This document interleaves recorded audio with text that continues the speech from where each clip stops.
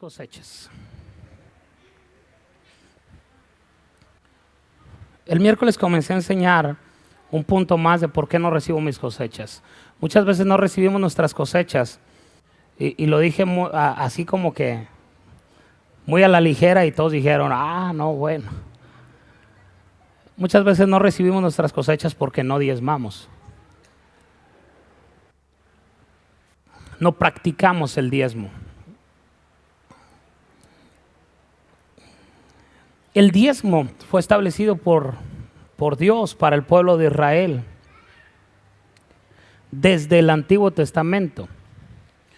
Quiero decirle algo que expliqué el miércoles. El diezmo no es de la ley. Dile a la persona que está a tu lado, el diezmo no es de la ley. El diezmo es algo que Dios estableció como un sistema financiero para que sus hijos prosperen. Si alguien te dice que el diezmo es de la ley, es porque ignora completamente las escrituras. Si sabes que la ley Dios se la dio a Moisés y el diezmo Dios se lo reveló a Abraham. ¿Sí sabías eso? ¿Cómo se le conoce a Abraham? A Abraham se le conoce como el padre de la fe o el patriarca de la fe. Entonces el diezmo no tiene nada que ver con la ley y tiene todo que ver con la fe. ¿Ok? Entonces cuando la ley se establece, el diezmo ya existía. El diezmo no vino como un castigo, como una disciplina de Dios para la gente, no, sino el diezmo fue dado por Dios, fue revelado por Dios a Abraham dentro de un ámbito de fe, dentro de un ámbito de gracia, porque Abraham estaba siendo tan bendecido, tan enriquecido, tan prosperado, que llegó el momento que dijo, yo tengo que hacer partícipe a Dios de lo que me está dando. Es como asociarte con Dios y decir, tú eres mi socio en los negocios, tú eres mi socio en las finanzas y yo te voy a regresar el 10% de lo que tú me das. Yo he hecho esta pregunta en varias ocasiones y es una pregunta un tanto tramposa, pero muchos ya la conocen. ¿A Dios le interesa cuánto diezmas? ¿Qué piensa? No lo comente con su vecino, no, diga usted. ¿A Dios le interesa cuánto diezmas?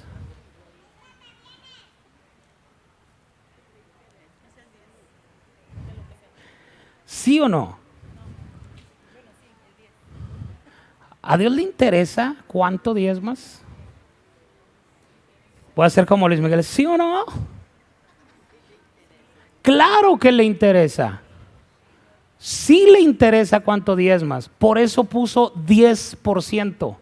La palabra diezmo significa la décima parte. Entonces, sí le interesa cuánto diezmo. O sea, a él le interesa que sea el 10%, no la cantidad, sino el porcentaje. ¿Ok? ¿A Dios le interesa cuánto siembras?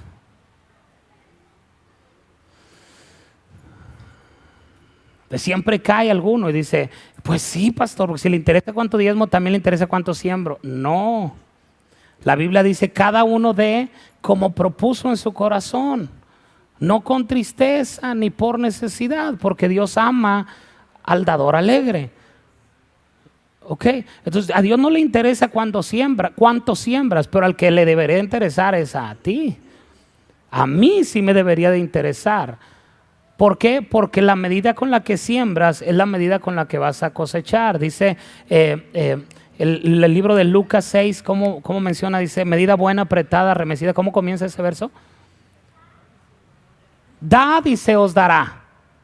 Medida buena, apretada, remecida y rebosante darán en vuestro regazo, porque con la misma vara con la que midas se te volverá a medir. No puedes sembrar escasamente y esperar una cosecha abundante. Si tú siembras generosamente, espera una cosecha generosa.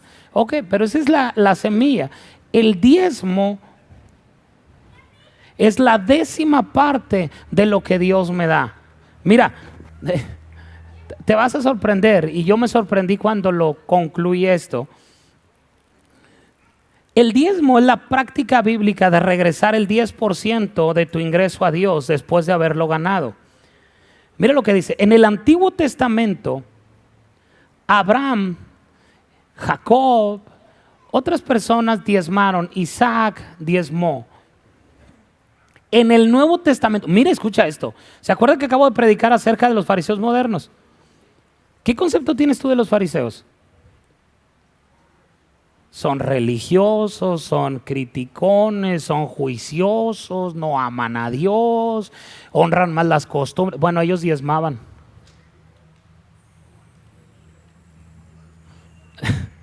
Alguien saque las pistolas y haga. Imagínate, si aún los fariseos diezmaban, ¿dónde nos deja a nosotros? Aún los fariseos, la gente religiosa e hipócrita recordaron diezmar. Eso se tenía que hacer. Dios estableció el diezmo para bendecirnos, no para quitarnos ni para maldecirnos. El asunto es este, mire. Yo quiero enseñarte, decía un amigo, una de las cosas. ¿Cuántos están acá? ¿Tienen sus sentidos acá? El problema no es el problema. El problema es cómo reaccionamos ante el problema. No, no era la canción de Arjona, ¿verdad? También me la sé, pero no era esa. El problema no es el problema es cómo voy a reaccionar ante el problema. No es lo que te sucedió, el problema es cómo reaccionas ante lo que te sucedió. Si viene una tragedia, si viene una circunstancia difícil y yo me quiebro y pienso que Dios ya me abandonó y volteo al cielo y digo, Dios, ya pónganme otra cosa ahí en la pantalla, la acabo de ver apenas. Es para que no se les olvide que se me fue por decir de la...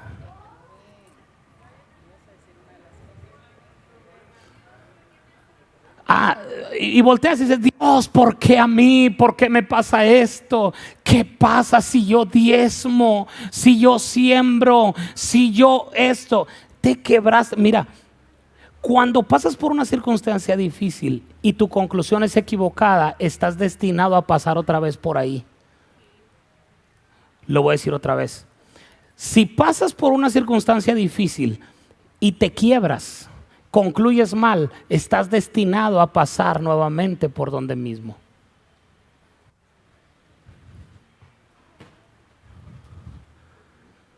Voltea con la persona que está a tu lado, dile, sé sabio. Si es mujer, dile, sé sabia, lógicamente. Dile, sé sabia, sé sabio. Procura pasar solo una vez por las circunstancias difíciles. Que no tengas que pasar otra vez para aprender.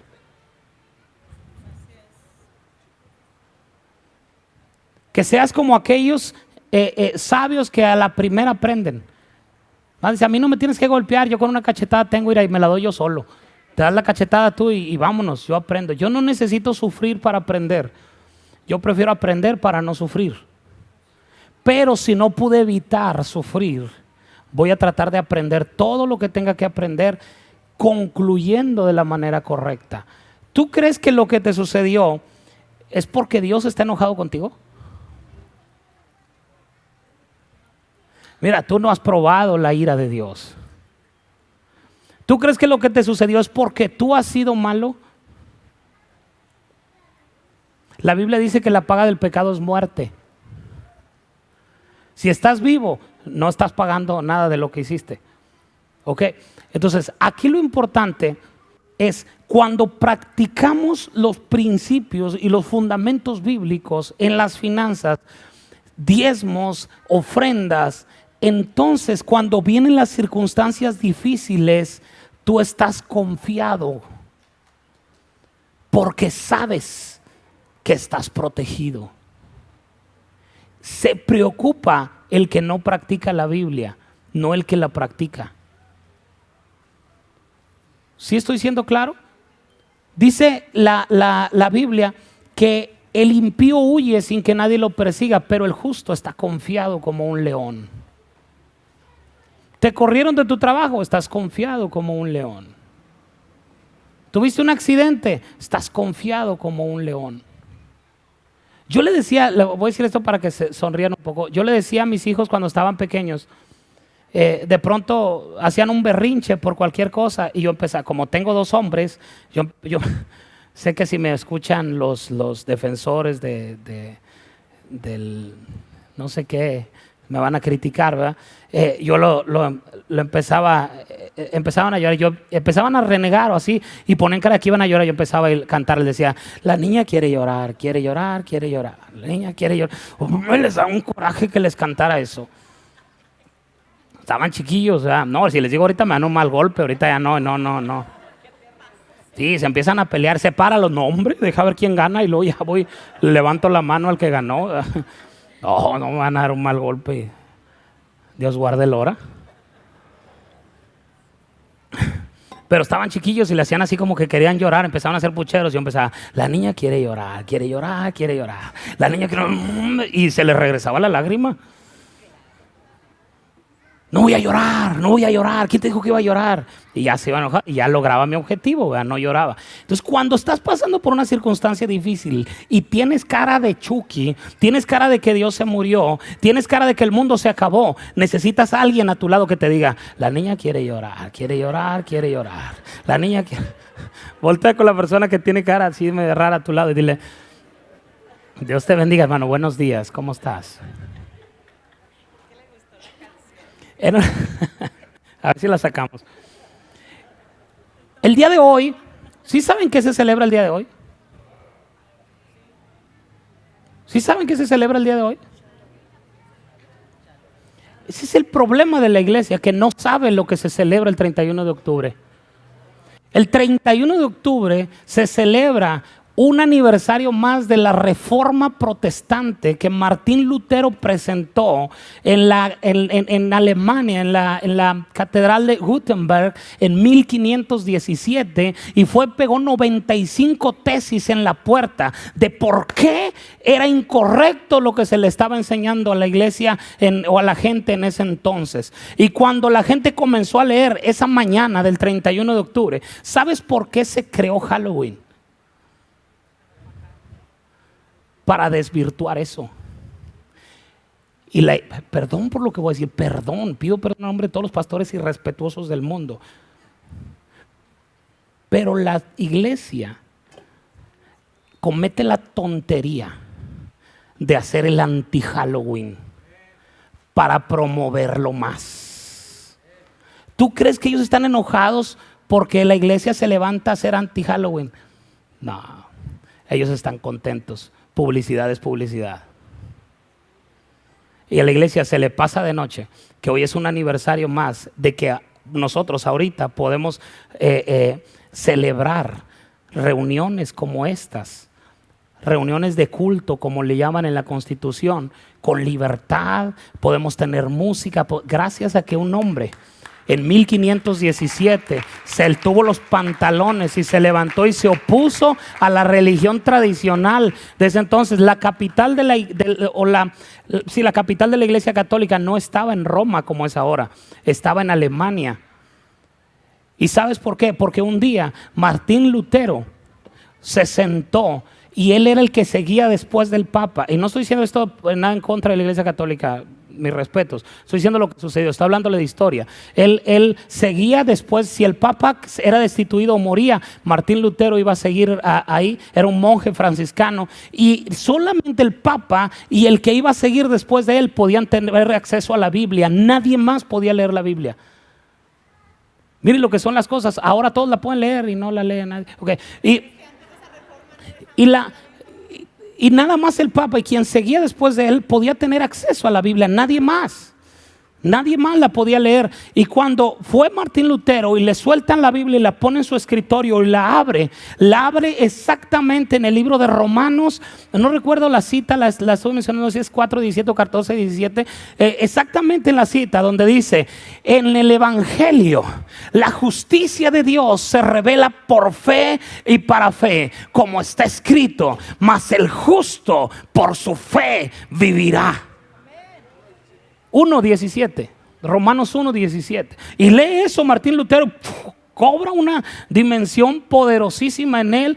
Y él comienza a leer la Biblia y comienza a leer la Biblia y dice, entonces, ¿por qué nos enseñan esto? Entonces, ¿por qué hacen aquello? Entonces, dice, ten el valor de usar tu propia razón con la traducción de la Biblia al alemán.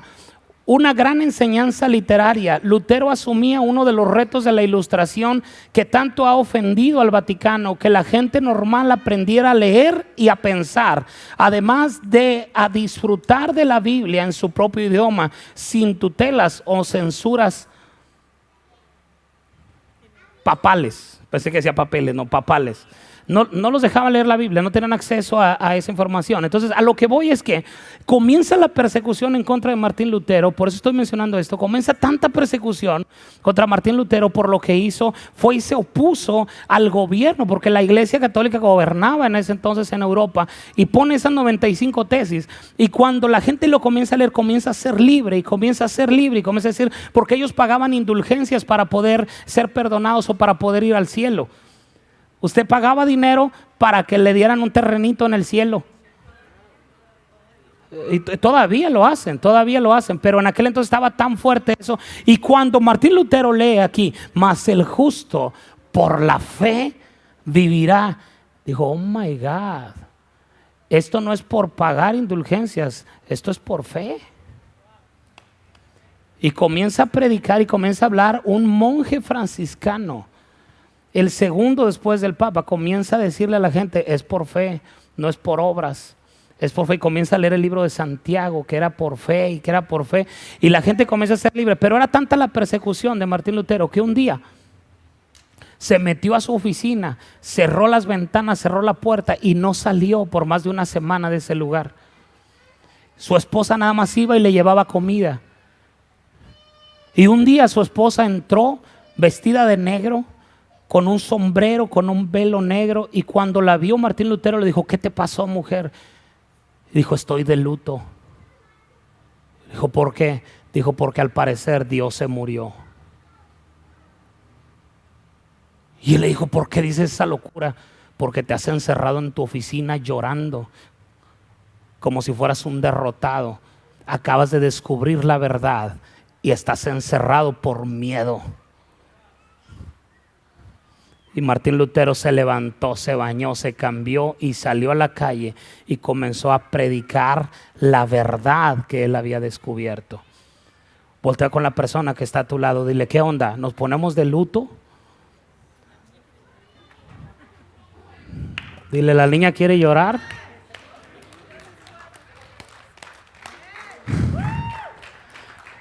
Señoras, señores, Dios no se ha muerto, Dios sigue vivo, más vivo que nunca. Y Él está estableciendo acá una reforma poderosa en medio de la iglesia y necesitamos formar parte de esa reforma. Mire, me fui desde los diezmos hasta allá. Lo que estoy tratando de explicarle es, cuando tú practicas la verdad de la palabra de Dios, puedes estar tranquilo, no importa lo que venga. No importa lo que venga. Tus diezmos y tus semillas te sacarán adelante en momentos difíciles. ¿Alguien puede decir amén? Vamos a dar un aplauso fuerte a Dios.